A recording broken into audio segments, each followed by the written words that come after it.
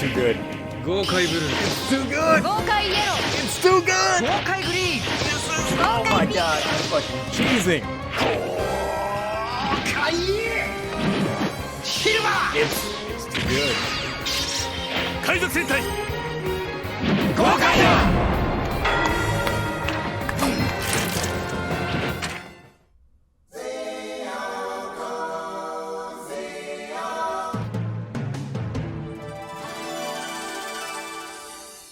Holy hell. Can I just say that this movie was not just a love letter to those of us who love Gokaiger, but also to those of us that just love Super Sentai in general. I had a lot of emotions watching this movie. I laughed, I cheered, I literally got out of my seat, clapped.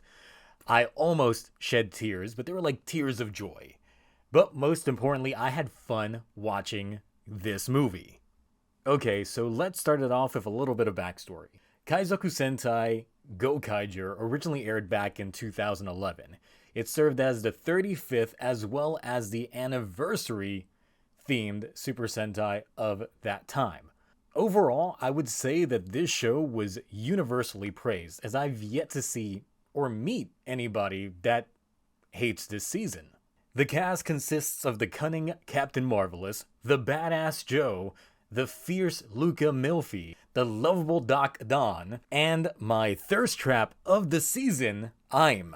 Oh yeah, there's also the Super Sentai self-insert Guy. Can't forget him. The pirate-themed Sentai were a set of aliens searching for the universe's greatest treasure. The series would live on as several characters, mostly Captain Marvelous, would continue to show up in either later seasons, specials, or movies. The last that we would see of any of them would be a couple years back in 2019 in Super Sentai Strongest Battle, where they would pair up different teams of Super Sentai together, like different individuals, and match them up to fight each other for not Rita Repulsa.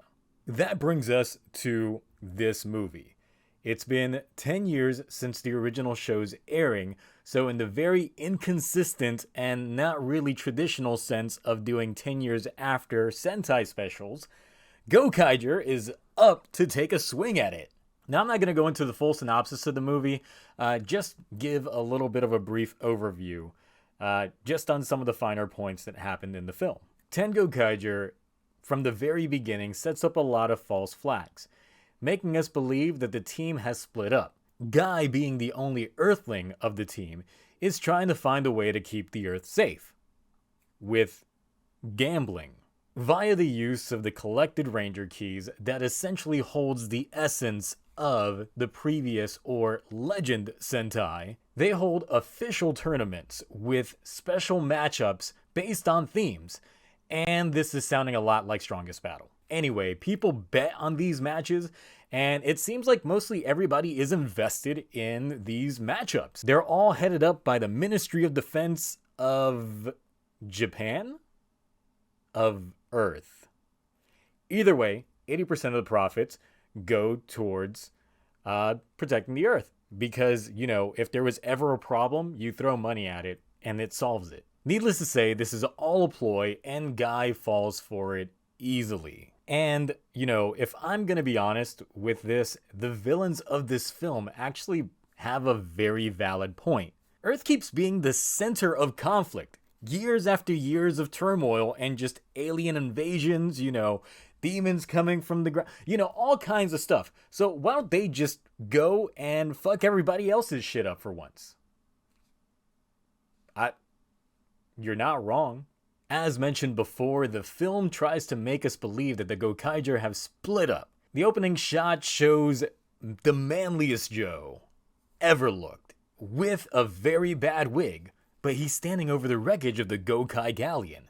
Doc is just being his lonesome on Earth, confused by the spectacle of the Super Sentai match fight. Punished Marvelous shows up as the most wanted he's ever been, sporting a very in-theme edgy eye patch. Luca, acting on The Bounty, turns Marvelous in for a lot of money, and Mama I'm is... boy. It's important to note that besides Guy, that has been hitting the gym since the last episode, probably because he was too busy trying to tear ass in Garo, the majority of the cast is sporting a darker, edgier look. Ow, the edge was so strong. Except for Aim. She's just pristine. The supposed internal conflict mixed with the newer look leads to a wonderful payoff when the team is back together and in their classic looks. For an hour runtime, there is a lot packed into this movie. As someone that mostly skips the giant mech fights in Sentai, I'm glad that there wasn't any in this movie. We did, however, get some raw as fuck moments. Captain Marvelous wrecking helmets without being transformed? Absolutely. Luca and Doc swapping Ranger keys? Amazing. Lou Patlove? I'll have another. Oh, and let me just say, helmetless roll call, the best Toku trope ever. The upgrades received were great in how they function, serving to tie in with the respected component of the Gokai-O, even as far as to unite with Gokai Red for his finisher. I don't know what they did in Power Rangers Super Mega Force, but I'm sure that Battleizer ain't got shit on this. Actually, let's go check. Did they not have one? What? There's no way. Help me out, Ranger Wiki. What's going on? What the fuck is this shit? That's not even a they just use... Just goes to show how much Power Rangers I've seen in a while. None. I stopped at Dino Thunder. This film is the closest to adult that we've seen in Sentai for a while, feeling more like its superhero time counterpart than other Sentai. Clearly, the film knows its target audience, those who might have been kids that are now adults. Or adults that are still adults.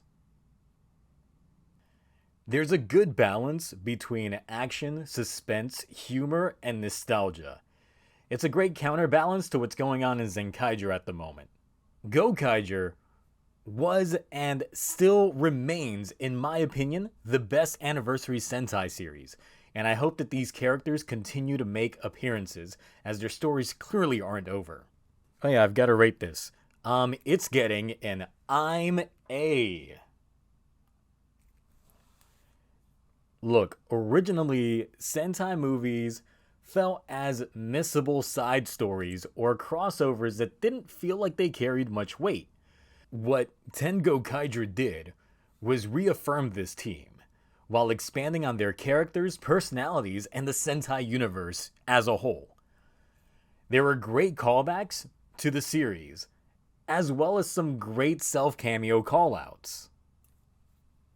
If there's a future director's cut, I'm in. I've already seen this movie thrice. So, the only negative that I have about this movie is its runtime. It's almost over as soon as it begins. But I love these type of follow-ups if they're done right. As mentioned before, Captain Marvelous previously shows up out of nowhere in other shows. It happened in Zyuohger, it happened again in Strongest Battle, and he's essentially the Kamen Rider Decade of Sentai now. And I'm fine with that. Ten-Gokaiger definitely outshone Zenkaiger, as it seems like all that I've been seeing online for the past 3 weeks have been people either talking about Ten-Gokaiger, resharing GIFs, resharing clips, and just talking about the moments from it.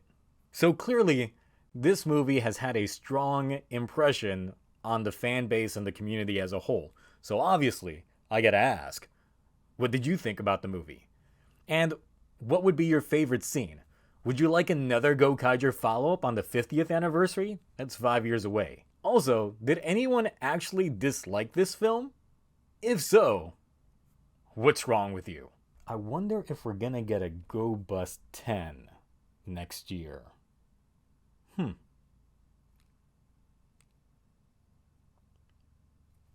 Maybe not.